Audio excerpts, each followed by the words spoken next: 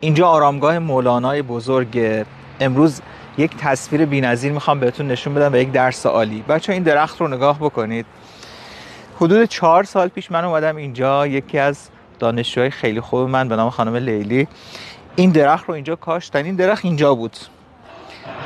4 سال بعد که امروز اومدم این درخت بزرگ شده. ببینید ما تو زندگیمون دقیقاً همینه. کارهایی که میکنیم مثل ساختن خونه، ساختن کسب و کار، ساختن رابطه، ساختن زندگی، مثل کاشتن درخته. اگر جای خوب بکاری، اگر خوب بهش برسی، بزرگ میشه و بار میده و ثمر میده.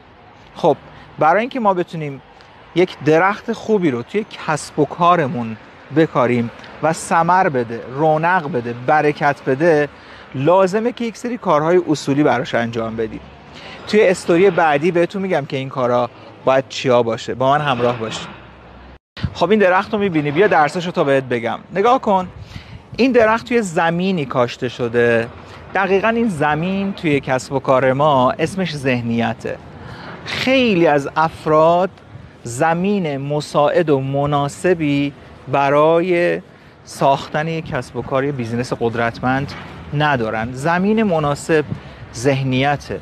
شاخصه های خیلی مهمی تو ذهنیت های ما هست که اگر ما اونها رو رعایت نکنیم، اگر اونها رو درست نکنیم، بهشون نپردازیم، انگار درخت رو توی زمین خشک و زمین غیر مناسب کاشتی. خب میسوزه، خوش میشه، به بار و ثمر نمیرسه.